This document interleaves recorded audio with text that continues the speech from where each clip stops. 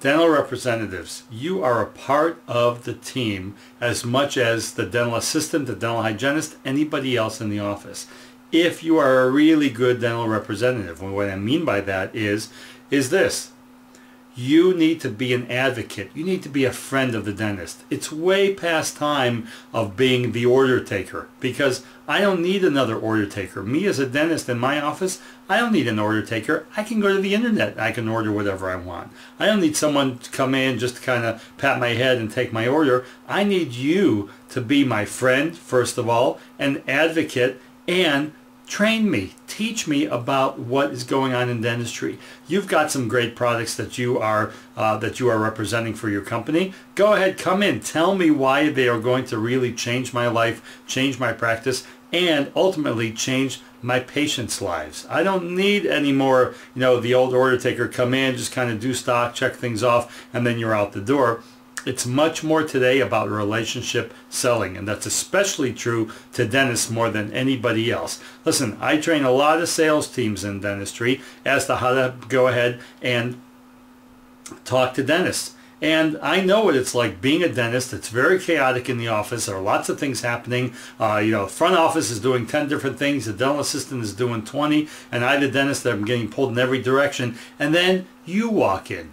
And then you want some attention just to go ahead and take an order. You better be walking in to give me some good insight into something, take a few minutes of my time, and in those few minutes be able to educate me as to why things are really going to change if I use your product or if I use a new piece of equipment or something else. You want a longer conversation, and I think it's worthwhile, then we can even schedule a time for that. But for the most part, you need to be an advocate and a friend. And I tell you this, I think most dental representatives really fall down in this regard.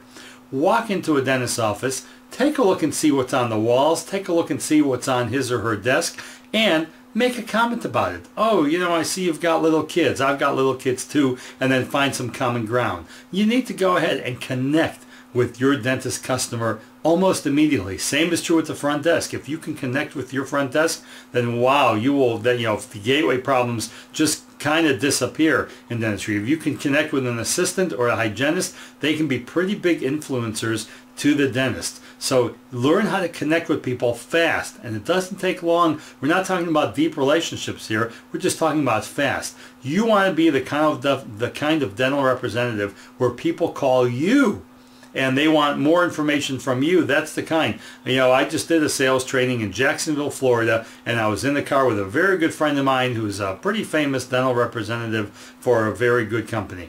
And in the limo ride to the hotel we were going for the sales training, I was amazed at how many phone calls he was getting from his customer dentists who were calling. They had questions about the product. They wanted more information about it. He wasn't calling out. They were calling in. Now that is someone who really understands the relationship and how you connect with a dentist customer. Hope this lesson of the month was helpful to you. We'll see you next year. We'll see you next year. We'll see you next month right here on www.commonsensedentistry.com.